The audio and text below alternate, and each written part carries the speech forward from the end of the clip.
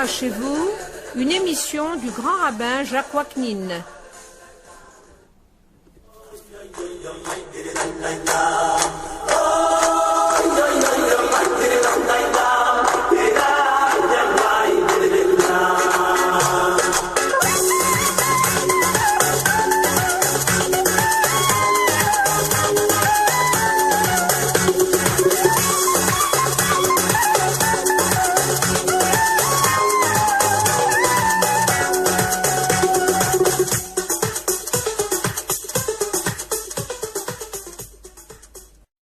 Chers amis, bonjour. Vayeshev Yaakov, be'eretz megure aviv, be'eretz Kenan. Yaakov demeura dans le pays des séjours de son père, dans le pays de Canaan. Après tous les tourments et les épreuves qui l'ont assailli et dont il a triomphé, Yaakov aspire à un peu de tranquillité et à un repos bien mérité. C'est ignorer le sort des tzadikim, le lot des justes dont l'œuvre n'est jamais achevée et qui doivent attendre d'être dans l'autre monde pour connaître la béatitude éternelle. Yaakov n'est pas né tout seul. Il y a un frère jumeau, un frère l'ayant précédé dans ce monde et à qui reviennent certaines prérogatives. Il arrive que des frères s'arrangent entre eux et élaborent un système de vie qui ne lèse ni l'un ni l'autre et permet à chacun de se réaliser dans l'amour fraternel et dans une parfaite entente. Tel est le cas de Issachar et Zevulun, les deux enfants de Yaakov. Issachar apportant à la vie commune la lumière de la Torah et l'espérance née de la soumission à la volonté divine, au moyen des mitzvot. Quant à Zavulun, il doit veiller au grain en assurant à son frère sa subsistance matérielle. C'est une association incontournable que l'on retrouve à une grande échelle au niveau de toute cité. Tout le monde n'est pas boulanger ou tailleur. Pour qu'une cité soit viable, il faut le concours de tous les corps de métier. À titre individuel, il vaut mieux être commerçant ou médecin que balayeur de rue. Lors d'une grève des éboueurs, la vie devient impossible et l'on s'aperçoit que ce corps de métier est aussi indispensable que le médecin ou l'enseignant à l'école. En ce qui concerne les enfants d'Israël, le problème se pose au niveau cosmique. L'Éternel a créé un monde dans lequel il a placé un peuple à la fois témoin et à la fois référence. Témoin de l'existence de Dieu créateur qui intervient dans la vie de l'humanité, et c'est en ce sens que le juif porte le nom de Dieu dans son nom. Le mot juif est tiré du nom Yehuda. Yud, Ke, Baf, Ke. C'est les 4 lettres qui composent le tétragramme. Le He, le Yud, le He, le Vav et le Dalet. Qui signifie, Yehuda signifie celui qui rend grâce à Dieu avec humilité. Il est aussi le peuple de référence. Le peuple juif est aussi le peuple de référence d'une vie selon la morale, une vie de libération de l'homme. Mettons les choses au clair. Le peuple juif est dans le monde un tout petit peuple. Il a toujours été et il le sera toujours, selon les affirmations mêmes de la Torah. Mais malgré son insignifiance numérique, ce petit peuple a diffusé la lumière divine au sein de l'humanité, même si les nations nient ou font semblant d'ignorer tout ce qu'elles doivent au peuple juif. De plus, sa doctrine ne l'encourage pas au prosélytisme, donc il ne menace personne et n'exerce de pression sur personne. Sa mission s'exerce par l'image qu'il donne de lui aux nations. Le judaïsme met l'accent sur la valeur de l'individu, qui est seul responsable de son comportement. L'individu n'est pas autorisé à rejeter sa faute sur autrui ou sur la société, quel que soit son statut social ou son état de fortune. Devant Dieu, il n'existe pas de hiérarchie. Chacun à son poste doit accomplir son devoir. C'est ainsi que le Talmud affirme qu'un mamzer, talmid chacham, c'est-à-dire un mamzer qui est savant, a davantage de valeur qu'un grand prêtre ignorant. Lorsque Yaakov s'aperçoit qu'il est tenu d'affronter son frère Esav, il est pris de panique. Il pense à tous ces princes issus de Esav que la Torah énumère et se demande avec inquiétude comment il pourrait en venir à bout. Alors l'Éternel lui inspire la réponse suivante. La maison de Yaakov sera feu de feu, la maison de Yosef sera flamme, et la maison de Esav un fétu de paille. C'est une phrase qui est tirée du prophète Obadiah au chapitre 1, verset 18. C'est dans l'Haftarah. Cette citation du prophète Obadiah incite à la réflexion. Pour quelle raison la maison de Esav est-elle comparée à la paille? Qu'est-ce que la paille? Eh bien, la paille est tout d'abord le symbole d'une chose inconsistante que le vent emporte. Appliqué à un ennemi, cela signifie qu'il ne présente aucun danger. Comme il est dit dans le psaume 1, verset 4, ki im kamotz asher tiddefenu ruach. C'est-à-dire, c'est la paille, la traduction, c'est comme le chaume que le vent emporte. C'est-à-dire que elle n'a pas de consistance. Mais la paille est aussi la partie de la tige qui porte l'épi de blé ou d'orge. Sur le plan allégorique, la paille est le support de l'économie d'un pays. Les vertus de la paille permettent au blé contenu dans l'épi de se développer et de mûrir. Et pour l'homme, la paille n'est pas comestible, mais elle représente justement le support indispensable pour avoir du blé. Le blé étant non seulement une nourriture alimentaire, un produit alimentaire, mais également le symbole de sagesse. Chochma bagoyim ta'amin, ça veut dire que le feu représente, on va voir que le feu est appliqué à Yaakov et la flamme à Yosef, mais que la maison de Esav sera un fétu de paille. On a dit que la paille aussi, c'est symbole, supporte le blé qui est symbole de la sagesse, et nos sages disent Chochma bagoyim ta'amin, si on vous dit que les goïms sont sages, et la sagesse se trouve chez les goïms, c'est vrai. Le feu représente en général la passion qui brûle dans le cœur de l'homme. Au niveau de Yaakov, c'est la émouna et l'amour de Dieu, tandis que la flamme, prenant sa source dans le feu, symbolise le comportement de l'homme.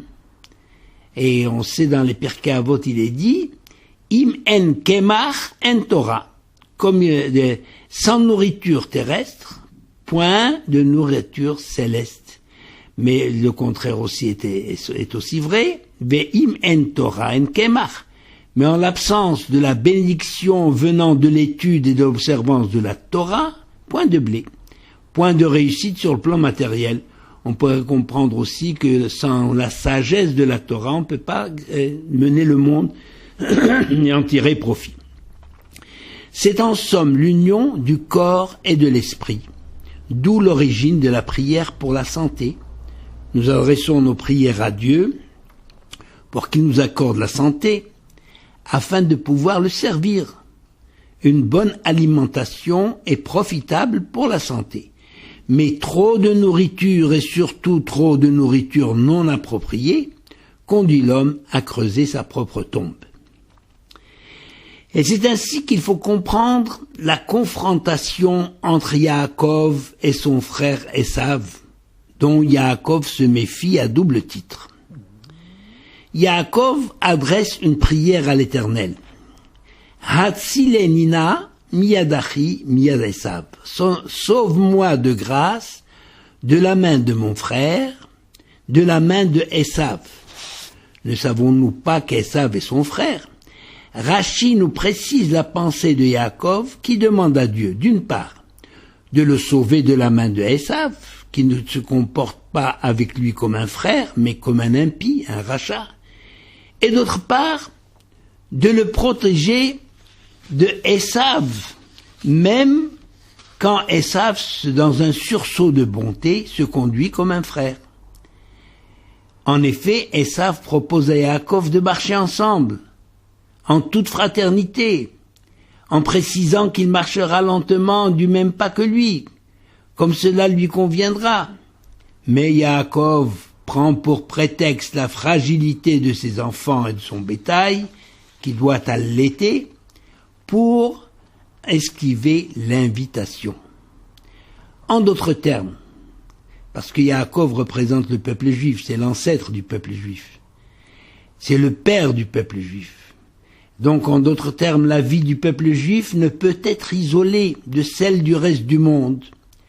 Le peuple juif a besoin des nations qui sont aussi issues du même Père céleste, et vis-à-vis desquelles il doit adopter l'attitude de l'ancêtre Yaakov, à savoir, d'une part, prier constamment l'Éternel pour qu'il nous préserve des nations lorsqu'elles se conduisent en ennemis, en nous manifestant leur haine gratuite et en déchaînant contre nous leur violence sauvage, et d'autre part, qu'il nous donne la force de résister à la tentation très forte de nous assimiler totalement au sein de ces nations lorsqu'elles se conduisent envers nous avec amour et fraternité.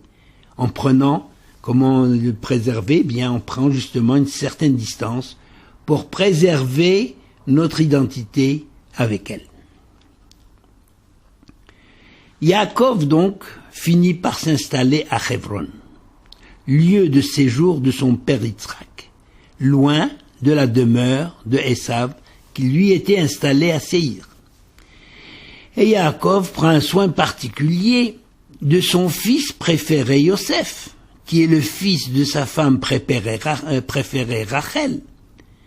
À ce propos, une lecture plus approfondie du verset 30 du chapitre 29, Vayehav gam et Rachel miléa, que l'on traduit et il aima aussi Rachel plus que Léa, nous révèle la qualité de l'amour de Yaakov pour Rachel. Le texte emploie un mot inattendu, gam aussi. Il est évident qu'il aimait Rachel. C'est pour elle qu'il a supporté 7 ans de travaux chez Lavan. Si le texte se montre si insistant, c'est qu'il veut nous révéler les raisons de cet amour qu'il éprouve pour Rachel. Au moment d'épouser Rachel, c'est après les 7 jours de noces de Léa, puisque le mariage de Rachel a été juste distant de celui de Léa de 7 jours, le temps de célébrer les noces de Léa, Yaakov découvre la grandeur d'âme de cette jeune fille qu'il a connue et qu'il a séduite le premier jour quand il l'a vue. Et il a découvert justement sa grandeur d'âme, l'étendue de son dévouement et de son abnégation. Rachel a été capable de mettre de côté son amour, l'amour de sa vie, pour éviter à sa sœur d'être jetée par Yaakov et de sombrer dans la douleur de la honte. En apprenant son sacrifice pour sauver l'honneur de sa sœur Léa, Yaakov n'en aima que davantage Rachel pour la pureté de son âme, pure, sa noblesse de l'âme, en plus de l'amour qu'il lui avait déjà manifesté lors de leur première rencontre. C'est pourquoi il est plus juste de traduire le verset ci-dessus. Yaakov aima davantage Rachel en raison de son attitude vis-à-vis de Léa. Les mots ajoutés, bien entendu, étant sous-entendus. D'ailleurs, Léa, reconnaissante du geste de sa sœur, va avoir l'occasion de lui venir en aide, en priant pour que Dieu fasse que l'enfant qu'elle attend soit une fille. En effet, Léa savait par Ruach HaKodesh, c'est-à-dire par inspiration divine, que Yaakov devait engendrer 12 tribus, c'est-à-dire 12 fils, pour fonder le peuple des enfants d'Israël. Or, elle-même avait donné naissance à 6 garçons. Bila et Zilpa, les 2 servantes, ont donné chacune naissance à 2 garçons. Cela fait 6 et 2 et 2, ça fait 10. Rachel n'avait pas encore d'enfants. Et il ne fallait pas qu'elle soit moindre que les servantes. Donc il fallait qu'elle ait au moins 2 garçons.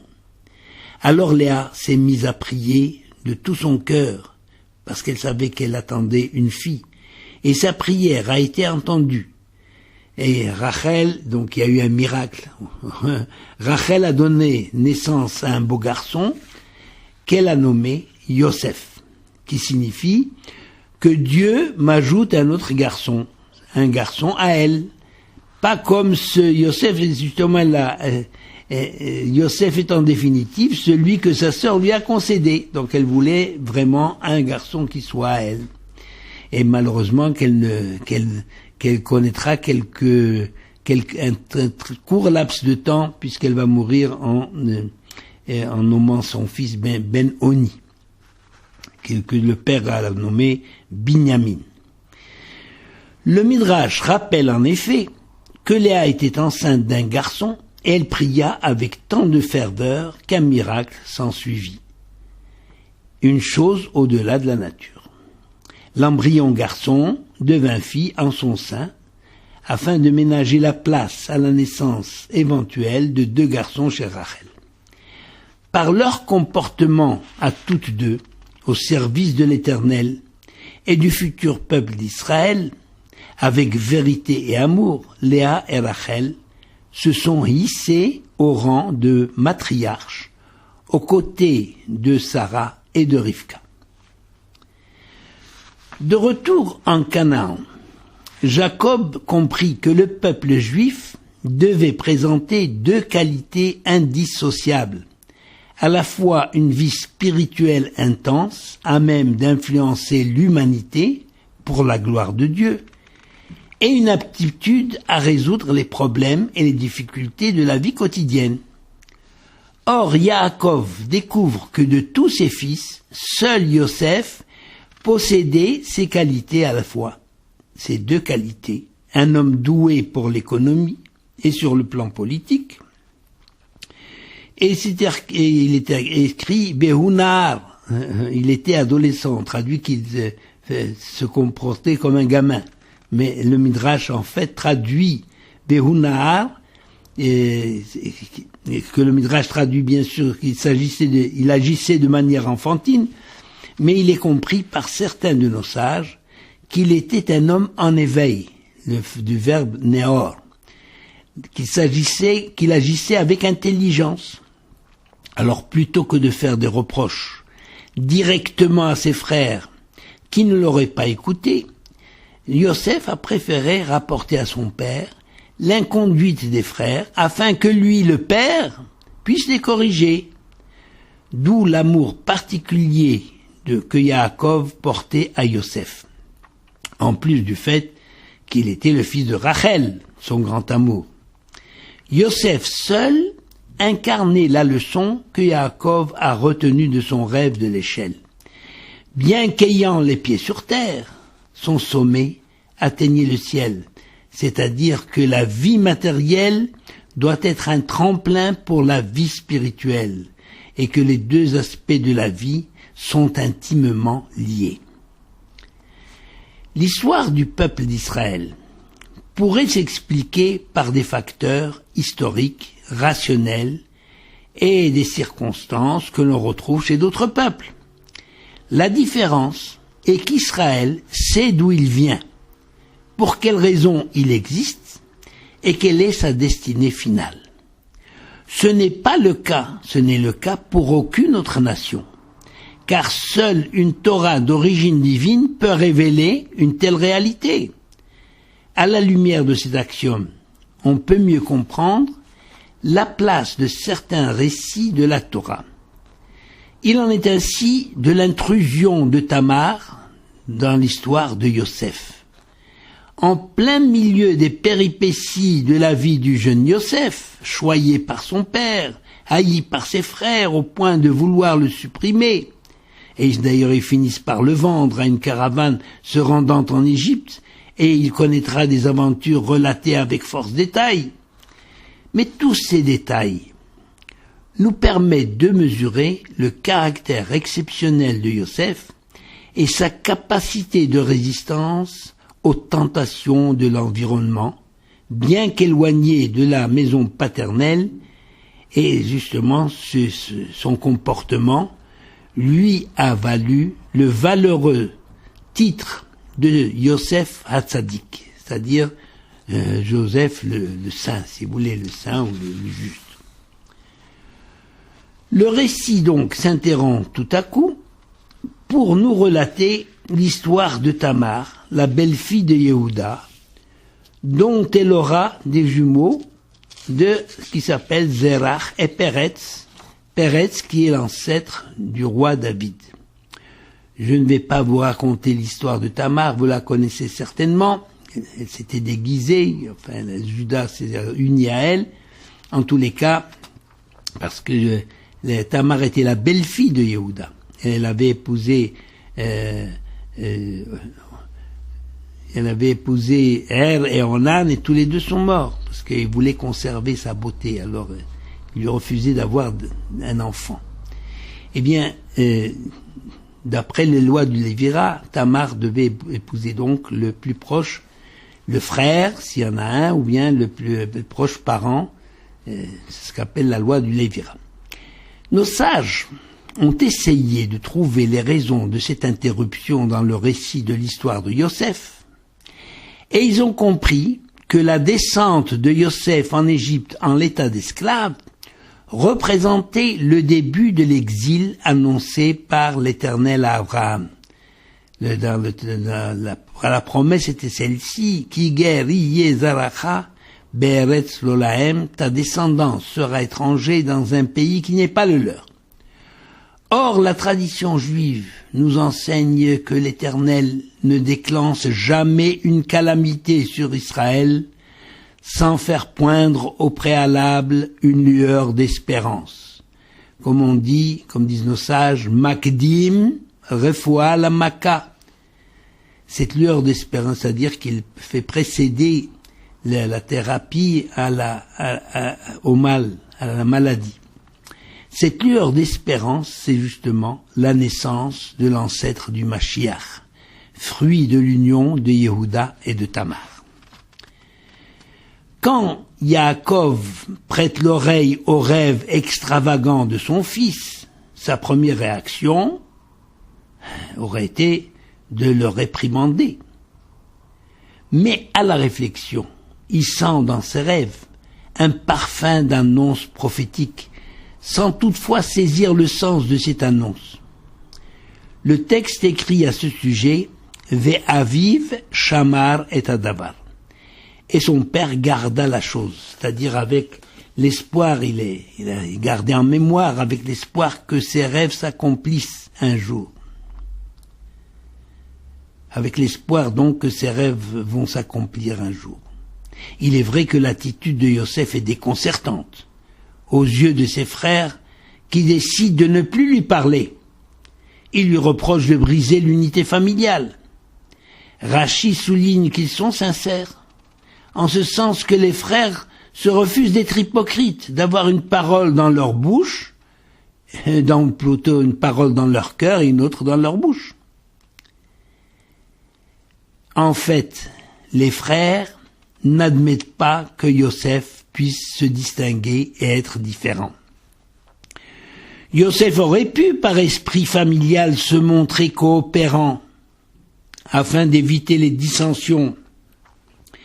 Mais Yosef veut justement montrer que la paix et l'harmonie véritable, aussi bien au sein de la famille qu'au niveau de toute l'humanité, ne passent pas par l'uniformité de tous les êtres et de tous les peuples, mais par le respect réel de leurs différences, en mettant en valeur ce que chacun peut apporter à titre de contribution au bien commun. Le corps humain dont l'unité n'empêche pas la diversité de ses membres et la diversité de ses fonctions, de leurs fonctions, nous offre l'image de cet idéal qui constitue le véritable défi de l'histoire de l'humanité et de l'existence du peuple juif en particulier.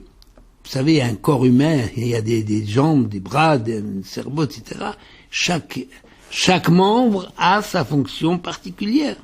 Mais le tout est indispensable, est uni, ça forme le corps humain, l'unité. C'est le seul peuple au monde, le peuple juif, est justement le seul peuple au monde où se côtoient dans un mouchoir de poche, parfois en dénigrant l'un l'autre, tant de groupes humains différents et caractérisés. Lorsqu'on voit le peuple juif, ne serait-ce qu'en Israël par exemple, il y a des Ashkénazes, des Séfarades, des Chassidim, de différentes obédiences, des Satmars, des Vishnis, des Gours, des Lubavitch, des Breslev, des Charedim. Il y a des orthodoxes, des traditionalistes, des Massorétim, des libéraux, des laïcs, etc. Mais justement, toutes ces catégories différentes doivent apprendre et accepter d'œuvrer ensemble pour la pérennité d'Israël, ce que présentement chacun essaye de faire de son côté en ignorant les autres. Aujourd'hui comme hier, l'orgueil, l'égoïsme, mais aussi parfois la haine gratuite sont les facteurs qui empêchent toute dynamique vers l'harmonie dans les relations entre les hommes. Mais nous ne perdons jamais l'espoir que ce jour arrivera, comme il est écrit à propos des tribus d'Israël, Genèse 34, 22, Vayiyu bene Yaakov shnem asar, les enfants de Yaakov étaient 12, c'est-à-dire Rashi Azout, tous égaux, tous des tzadikim. Beracha vehatzlacha.